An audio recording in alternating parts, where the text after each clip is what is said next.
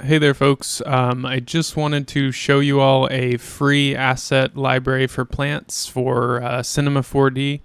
I don't think that most people know about this library for cinema because it's historically been a Blender library, but um, they also have a Cinema4D plugin, which I just found out about, and I wanted to share that knowledge. So in Cinema by default, we do have access to some great plant assets through LabWork that are set up for Redshift already, and they have a lot of good stuff in here. A lot of trees, which the asset library I'm going to show you doesn't really have, but they have the one that we're going to look at has a lot more like grass and weed assets. So if you find yourself looking through these, and a lot of these, I guess, are also behind the Max on One subscription. If you don't have that, this could also be a good resource. And we'll just go over how to create a basic scattering setup as well, just so you understand how to use the assets. And yeah, they're very realistic and easy to work with out of the box for Redshift. For Octane, it doesn't set up the materials as quickly, so you have to do a little bit more legwork. But I think it would work just as well, I believe. So it's through the Grasswald G scatter, if you've ever seen that for Blender. So just Google Grasswald and it comes up with this website. They've changed their whole business model, I think is why these assets are now free. So we want to get the plugin first. So let's go to download for free. You need to make an account or whatever through Google or whatever you want. And then you can download the plugin for Blender, or you go to plugins and it has one for each of these DCCs. So we would click Cinema, download that. And that one is a script.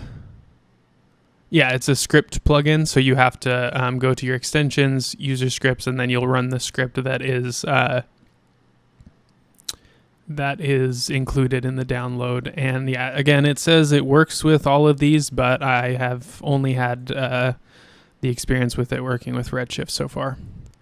So then you can click on this logo to go to the assets, and it has these collections that are made up of all the individual assets. These are only for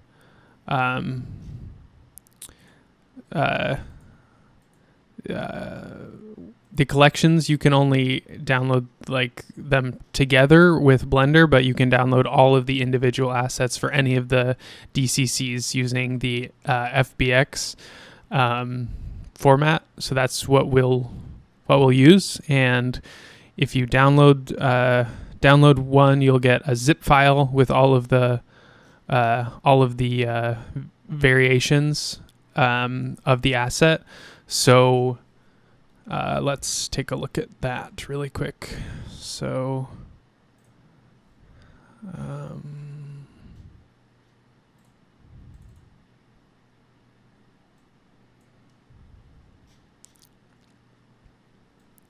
okay, so yeah, we'll have all these zip files of assets. You can see these are the two that I've imported, so they're unzipped.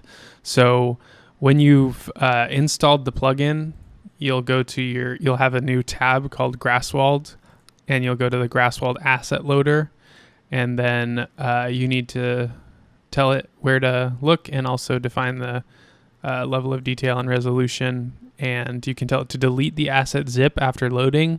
I have that unchecked right now. And then you go to wherever you keep the library and load in a zip. And then let's click load asset. You can see it loaded in all of the variants of that specific asset library. So this is like just a wild grass. And for the scattering, I didn't need this many varieties, so I just deleted some of them. And then we'll grab another one.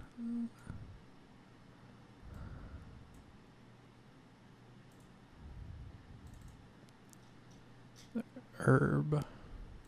And you can see I downloaded I think all of them. So okay, and then this one, yeah, has a ton too. They even come with the building blocks, so it's like all the individual pieces of each of the assets, I believe, but it ends up being a ton of assets. So like, yeah, you might not need it for every situation. So I just deleted some of them, and then we've got the herb and the grass, and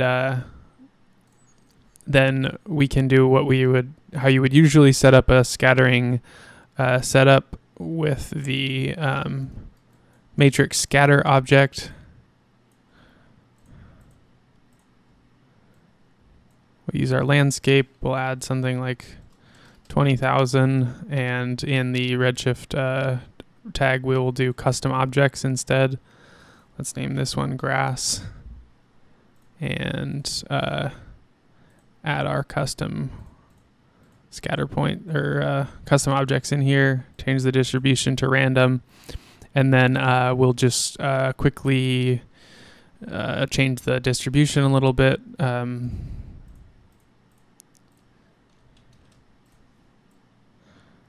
Let's do a shader field. We'll use a shader field with some noise to control the scale. So add some contrast so we get more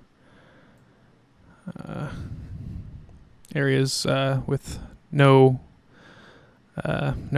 particles, or we can decrease it.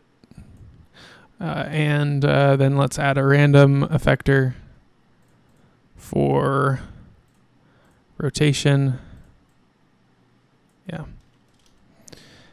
And scale. And then we can make another one for the herbs and delete these. Select all of these herbs. And then on our effectors, we can use the same random one, but let's use a separate plain one for this one, so we can do a different seed value for the noise. Apply that plain, and then go back into our shader field, change the seed, and so we don't have them directly overlapping perfectly. And we can increase the contrast of that one, and let's add a sun and sky rig. Bring the sun up so that we can see what's happening, and then let's see what this looks like so far.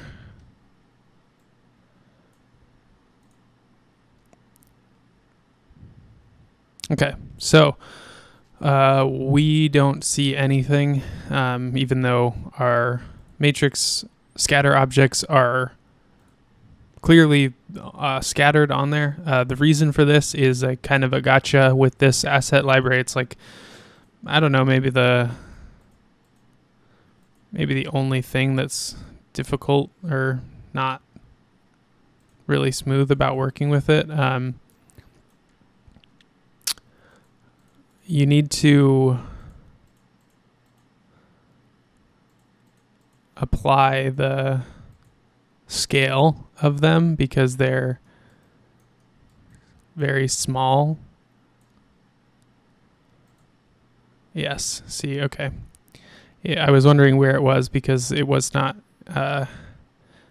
in here, but you can see they've been scaled up 100 times. So what we need to do is we need to take these out of the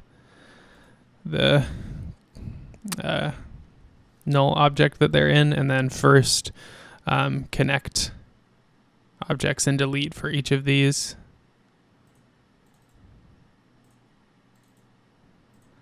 And then we also are going to need to do it for this one as well. So let's first just get rid of that.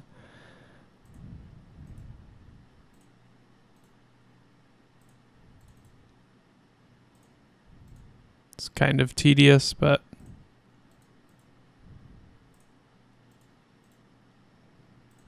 okay. So now all of those are set up properly. And now they should appear at the correct scale, but they are not, of course.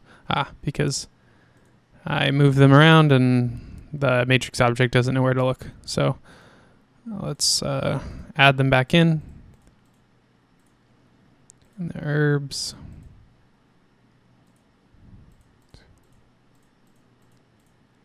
All right. Third time's the charm. Sweet. So you can see we have our herbs and our grass scattered in here.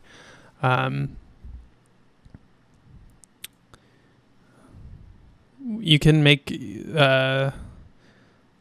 the particles bigger with a scale multiplier in the redshift object tag.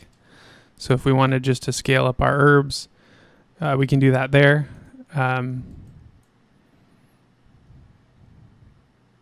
yeah, so we can see that we can generate some nice nature scatter systems pretty quickly, and the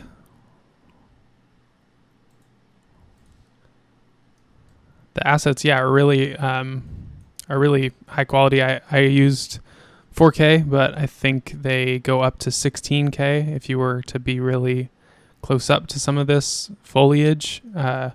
And I think they're pretty easy to use and get working with the couple kind of gotchas that we went over. So just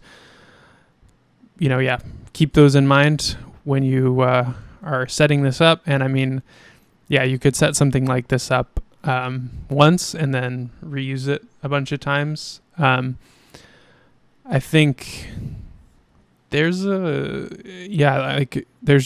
huge environment of plugins for Blender. Like there's a really active community of people developing plugins, and not as much for Cinema4D. I think just because Blender is an open source free software and Cinema4D isn't.